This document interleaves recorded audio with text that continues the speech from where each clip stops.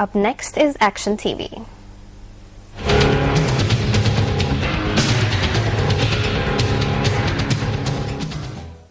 This is the Galwala Road area located within the Madampe Divisional Secretariat area in Puttlam. Area residents in this area are not even privy to basic infrastructure facilities such as an entrance road. Furthermore, since time immemorial, farmers in these areas have been able to cultivate the 300 acres of fields in the area during one season only due to the lack of water. A member of the Chillar Pradesha Sabha has come forward to help these poor people. He had promised them that the tank in the area would be renovated and that an entrance road will be created using the earth excavated from the tank.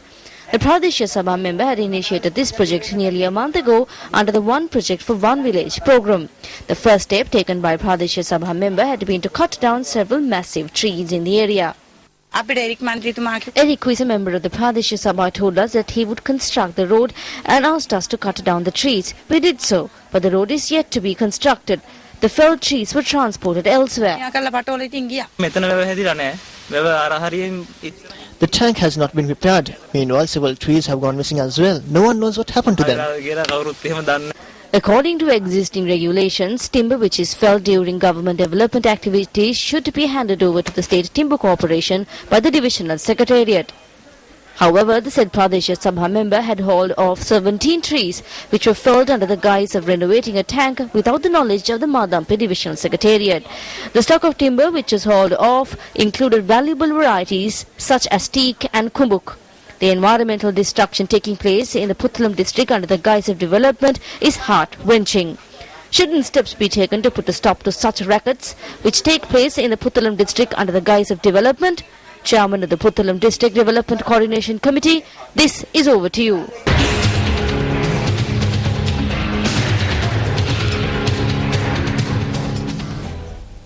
In more local news, farmers of the Mahaweli B zone in the Polonnaruwa district who produce a large amount of the country's rice are currently facing severe hardships. This is because paddy farming in the area has been forced to the brink.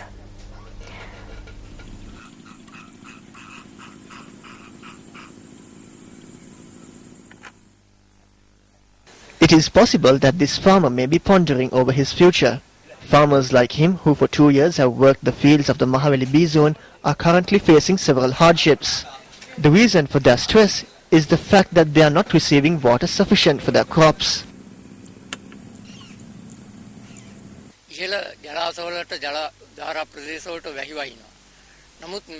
It rains in the upper reservoirs and in waterways, but it seems that the officials have failed to conduct that water to reservoirs here. Instead of taking the necessary steps, the government and the responsible authorities in the government are acting deaf.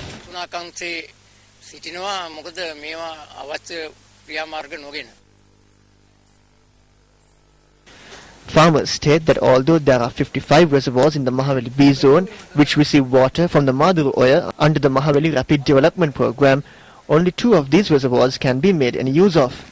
They say that this is because since about 15 to 17 years ago, these reservoirs have not been properly maintained or reconstructed. Due to silt collecting at the bottom of the reservoirs, it is doubtful that these 2 reservoirs will continue to hold water for much longer.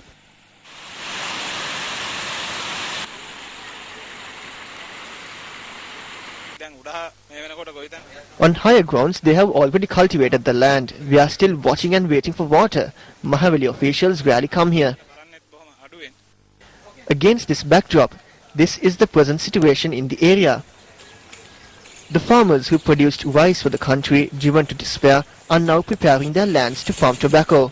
In farming dry crops like these, the amount of water necessary is less, although the income is greater. Then the problem is lessened, because there is a water shortage here.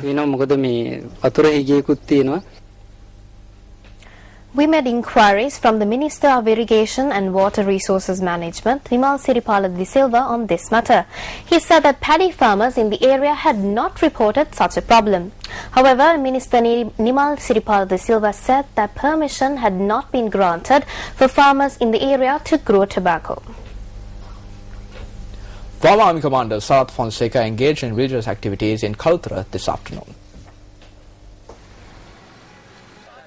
The former Army commander paid homage to the Kalutara boat tree this afternoon.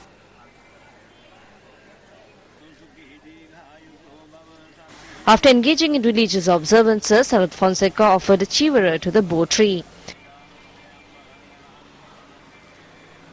The former army commander engaged in a Bodhi Puja thereafter.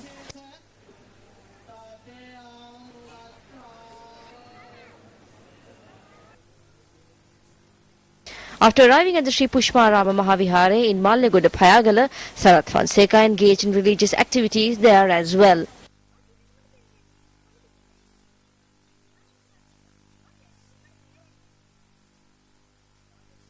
A book containing details of the Vihara was presented to Sarath Fonseca at the occasion.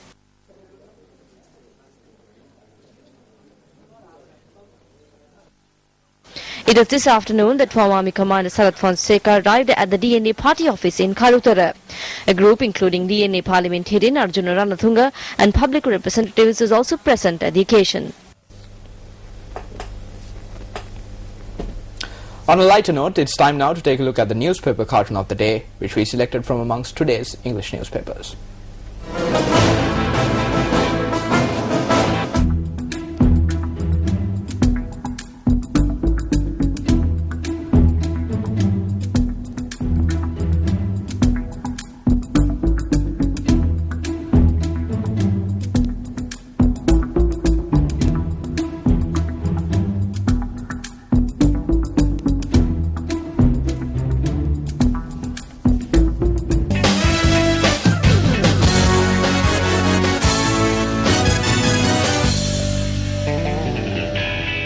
A very good evening to you. You're with Sports First with me, Suan Fernando. Well, the boys in green made a strong comeback yesterday. The Pakistan bowling attack ripped through the Sri Lankan lineup to clinch a 23-run win in the second T20 International played at the Mahinda Rajapaksa International Stadium in Hambantota. An all-round performance by Shahid Afridi earned him the Man of the Match award. Winning the toss, Pakistan opted to take first lease of the wicket. The Sri Lankan bowlers managed to keep the Pakistan batsmen at bay and also managed to bag 3 quick wickets. However, Pakistan recovered brilliantly on the back of a 68-run fifth wicket stand between Shoaib Malik, who made 27 runs, and Shahid Afridi, who hammered a half-century. The visitors went on to post 122 runs for the loss of 6 wickets in their 20 overs. Nuwan Kulasekara and Kaushal Lokuara chip bagged 2 wickets apiece. Kumar Sangakkara and T.M. Dilshan commenced the run chase for the hosts. However, Sangakkara's stay at the crease was short-lived as he was dismissed by Yasir Arafat for 8 runs. The rest of the Sri Lankan batsmen managed to get promising starts, but they failed to build much-needed partnerships. The hosts were eventually bowled out for 99 runs in 19.2 overs, their lowest total against Pakistan. Yasir Arafat and Mohammad Sami bagged 3 wickets apiece, while Shahid Afridi claimed 2 Sri Lankan caps. And again, this is skied down to long off. Will it be taken? It is taken. Yeah, I mean, it's one of those situations. I think our shot selection wasn't that great as well at the end. I thought, up until the 12th over, we were pretty much in control. Played 2 overs for 2 runs and then, lost 2 wickets after that. So, created a lot of problems after that. So, can't make too many mistakes like that. And it was total team effort by everybody, where everybody was, keen to win the game, and that was, requirement and good sign for Pakistan. Moving on to the sunny beaches of Trincomalee, the Idol Asian Optimist Sailing Championship officially commenced in Trincomalee today. Sports First is the media sponsor for this event.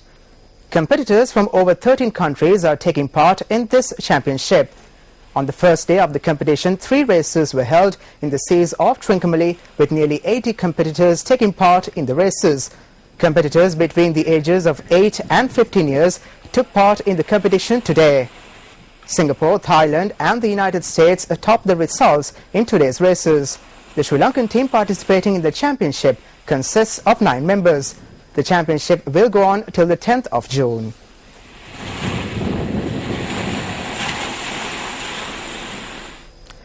Sanjay Aruan Kumara won gold at the 46th Asian Bodybuilding Championship in Uzbekistan. Sanjay Aruan Kumara represented Sri Lanka in the 65 kg weight class category at the Asian Bodybuilding Championships. Sanjeeva is incidentally the second bodybuilder to have secured an international medal for Sri Lanka after Prasanna Piris.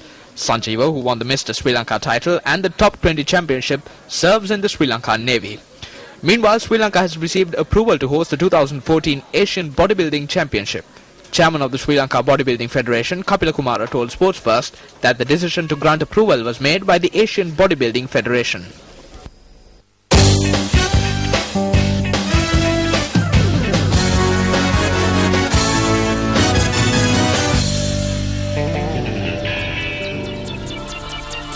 Thank you, Suhan, for that comprehensive update. And that's a wrap from your Primetime News Bulletin team here at MTV Sports. If you missed out on any of the stories that we aired tonight, simply log on to www.newsfirst.lk. I'm Ramesh Irugal Bandara.